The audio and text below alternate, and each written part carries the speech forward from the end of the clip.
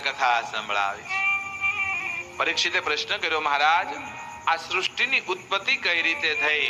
અને આ સૃષ્ટિ ઉત્પત્તિની કથા સુખદેવજી રાજા પરીક્ષિતને સંભળાવી છે. નૈમિષારણ્ય તીર્થ ક્ષેત્રની અંદર 88,000 શૌનકાદિક ઋષિઓને શ્રી સુતજી મહારાજ કથા સંભળાવે. ગંગા તટ પર આનંદ ઘાટ પર રાજર્ષિ સુખદેવજી મહારાજ પરીક્ષિતને કથા સંભળાવે છે. સૃષ્ટિ ઉત્પત્તિની કથા કીધી છે. બ્રહ્મની ઉત્પત્તિ બ્રહ્મ હતા, બ્રહ્મમાંથી શક્તિ અલગ થયા છે. એ પરીક્ષિત, જ્યારે આ કાંઈ નહોતું ત્યારે એક તત્વ બ્રહ્મ તત્વ વિદ્યમાન હતું. બ્રહ્મમાંથી શક્તિ અલગ થયા, એમાંથી બ્રહ્માજીની ઉત્પત્તિ થઈ. બ્રહ્માએ અનેકવિધ સૃષ્ટિ ઉત્પન્ન કરી છે. સનત કુમારોને બનાવ્યા, ઋષિ મુનિઓને બનાવ્યા. સૃષ્ટિ આગળ ચાલી નહીં. સ્વયંભુ મનુ અને શત્રુપાને ઉત્પત્તિ કરી છે. સ્વયંભુ મનુ અને શત્રુપાના દિવ્ય દાંપત્યથી આ સંસાર ભરાયો છે.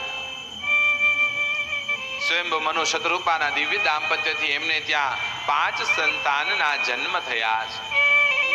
3 કન્યાઓ હતી, એના વંશનું વર્ણન કર્યું છે. મોટી દીકરી હતી આકૃતિ, એના લગ્ન રુચિક પ્રજાપતિ સાથે થયા છે. એમને ત્યાં યજ્ઞ નારાયણ સ્વરૂપે ભગવાને અવતાર લીધો છે. બીજી વચલી જે કન્યા હતી દેવહૂતિ, એના લગ્ન કરદમ ઋષિ સાથે થયા. એને ત્યાં 9 કન્યા અને 10મા સંતાન સ્વરૂપે સ્વયં ભગવાન શ્રીહરિ કપિલ સ્વરૂપે પ્રગટ થયા છે. ત્રીજી કન્યા જે હતી પ્રસૂતિ, એના લગ્ન દક્ષ પ્રજાપતિ સાથે થયેલા.